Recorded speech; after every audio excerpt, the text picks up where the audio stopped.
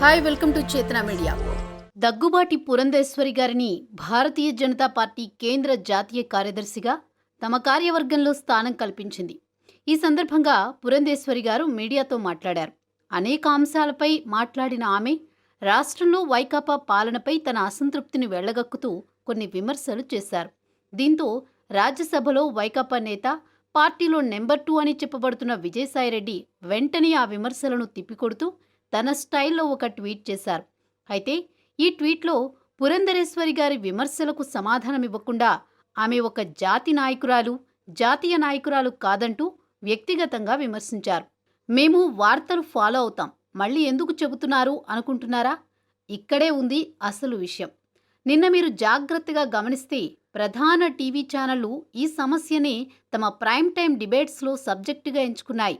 ఇదే సబ్జెక్టుపై విమర్శలు, ప్రతి విమర్శలు, విశ్లేషణలతో సోషల్ మీడియా నిండిపోయింది. ఎగ్జాక్ట్లీ బీజేపీ కొంతమంది నాయకులకి, వైసీపీ వాళ్లకి కావాల్సింది ఇదే. వాస్తవానికి పురంధరేశ్వరి అంత తీవ్రంగా ఏమీ విమర్శించలేదు. అంతకు ఒకరోజు ముందే రాష్ట్ర కేబినెట్లో కీలక మంత్రి అయిన మేకపాటి గౌతమ్ రెడ్డి నెల్లూరు జిల్లాలో అడ్మినిస్ట్రేషన్పై తీవ్ర విమర్శలు చేశారు. తన ఆదేశాలని అధికారులు పట్టించుకోవట్లేదని జిల్లా కలెక్టర్కి ఫిర్యాదు చేశారు. అదే జిల్లాకు చెందిన విజయసాయిరెడ్డి ఈ ఉదంతాన్ని పట్టించుకోలేదు. నరసాపురం వైకాపా ఎంపీ రఘురామకృష్ణరాజు అయితే రోజూ వైకాపా ప్రభుత్వం పనితీరును విమర్శిస్తూ ప్రెస్ మీట్లు పెడుతున్నారు. ఆయన్ని విజయసాయిరెడ్డి 1-2 సార్లు తప్ప పెద్దగా పట్టించుకోలేదు. ఇక ఎమ్మెల్యేలు, సీనియర్ నాయకుల సంగతి సరే. ప్రతిరోజు ఏదో ఒక చోట పార్టీపై, రాష్ట్ర ప్రభుత్వంపై సొంత పార్టీ వారే విమర్శలు చేస్తుండడం పరిపాటిగా మారింది. ఆ విమర్శలతో పోలిస్తే పురంధరేశ్వరి గారిది చాలా చిన్న విషయం. మరి విజయసాయిరెడ్డి గారు ఎందుకు రియాక్ట్ అయ్యారు సరే.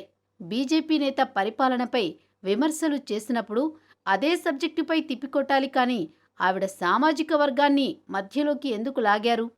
పురంధరేశ్వరి సొంత సామాజిక వర్గాన్ని అనేక రకాలుగా ఏపీలో ప్రభుత్వం టార్గెట్ చేస్తుండడం అందరికీ తెలిసిందే. ఈ అంశంపై జాతీయ ఛానల్స్ కూడా అనేకసార్లు చర్చలు చేపట్టాయి.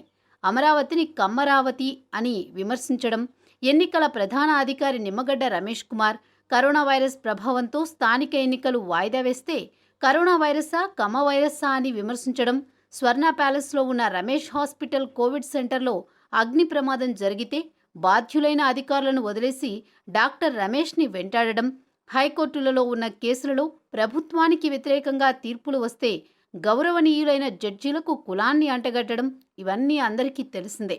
ఇదే స్టైల్ను పురంధరేశ్వరి విషయంలో కూడా విజయసాయి ఫాలో అయ్యారు అంటున్నారు విశ్లేషకులు.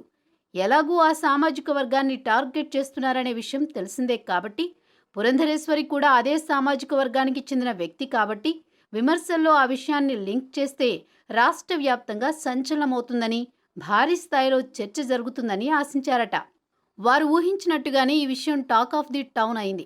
ఇక్కడే ఒక సందేహం వస్తోంది. కేవలం ఆ సామాజిక వర్గాన్ని టార్గెట్ చేయడానికి ఇంత చేశారా అని. కాదు. ఈ ట్వీట్ చేయడం వెనుక ఉన్న రాజకీయ ఉద్దేశం వేరు అంటున్నారు పరిశీలకులు. నిన్న మొత్తం రాష్ట్రంలో రాజకీయ వాతావరణం వైసీపీ వర్సెస్ బీజేపీగా అయ్యింది. అయితే బీజేపీ రాష్ట్ర అధ్యక్షుడు కానీ, ఇతర కీలక నాయకులు కానీ ఈ విషయంపై స్పందించలేదు. రాష్ట్ర బీజేపీ ఇన్ఛార్జ్ సునీల్ దేవధర్ మాత్రం ట్విట్టర్ ద్వారా గట్టిగా బదులిచ్చారు. ఈ అంశంపై విజయసాయికి కౌంటర్లు ఇచ్చిన మిగతా నాయకులంతా ద్వితీయ, తృతీయ శ్రేణి నాయకులే. టీవీ డిబేట్లలో ఎక్కువ పాల్గొంది కూడా వారే. అంటే ఇక్కడ చర్చ జరిగింది, బీజేపీ స్పందించినట్టు కనిపించింది.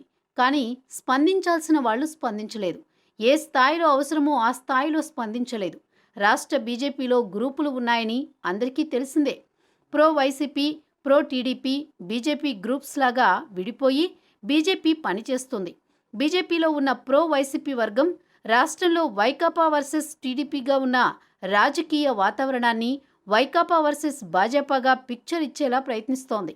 సో ఒక సిట్యువేషన్ను సృష్టించి ఆ పరిస్థితి నుండి మైలేజ్ రాబట్టాలన్న ప్రయత్నంగా రాజకీయ నిపుణులు చెబుతున్నారు.